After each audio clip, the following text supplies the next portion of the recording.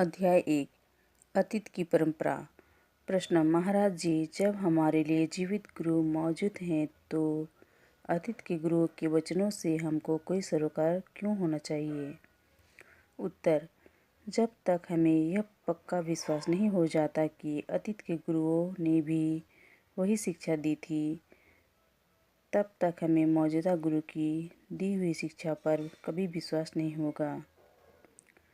जीवित गुरु में हमारी आस्था तभी होती है जब हमें पक्का विश्वास हो जाता है कि वे पिछले समय के गुरुओं की शिक्षा ही हम तक पहुंचा रहे हैं।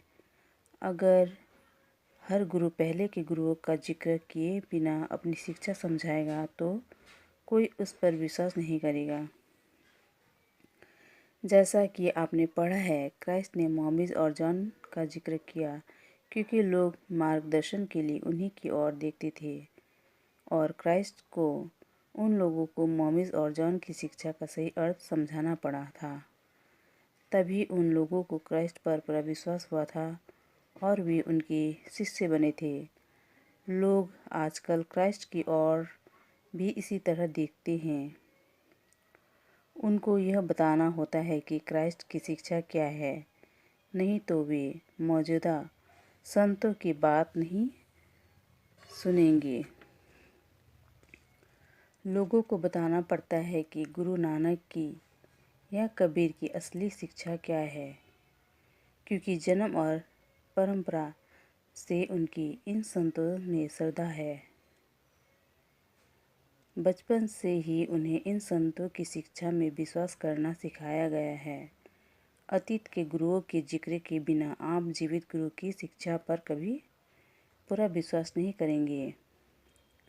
ऐसा होना असंभव है। इसी कारण से आदि ग्रंथ में रचनाओं का संकलन किया गया था। लोग जब कभी अपने गुरु से कहते थे कि उनकी शिक्षा नई लगती है तो उन्हें अपने श्रोताओं को विश्वास दिलाना पड़ता था कि वे जो कह रहे हैं या जो गुरु नानक ने कहा था वह नया नहीं है। वही शिक्षा कबीर, फरीद तथा पहले के अन्य संतों की थी, जिनकी रचनाएं आदि ग्रंथों में शामिल की गई है। जब लोगों को विश्वास हो जाता था कि उनके मौजूदा गुरु की शिक्षा वही है जो पहले के संतों की थी, तभी उनके मन में अपने गुरु के प्रति आस्था उत्पन्न होती थी। पूर्व संतों के जिक्र के बिना लाखों में या करोड़ों में शायद कोई एक ही ऐसा होगा जो फौरन मौजूदा गुरु में विश्वास करेगा। लोगों की दृष्टि अतीत की और परंपरागत शिक्षा की ओर रहती है, क्योंकि उनकी परवरिश ही ऐसे वातावरण में हुई होती है। लोगों के मन को विरासत, पारिवारिक परंपरा और धार्मिक परंपरा उस वातावरण के अनुसार ढाल देती है। स्वामी जी अपने जीवन काल में हमेशा आदि ग्रंथ से सत्संग करते थे। किसी अन्य संत की पुस्तक का उल्लेख किए बिना उन्होंने कभी अपना सत्संग नहीं किया। वे सीधे अपनी शिक्षा का प्रचार कर सकते थे कि यह मेरी शिक्षा है, इसका पालन करो, लेकिन उन्होंने ऐसा नहीं किया।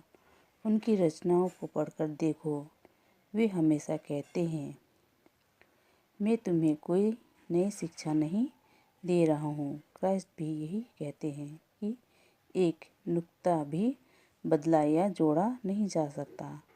यह शिक्षा परमपिता की है और परमपिता जितनी ही पुरानी है।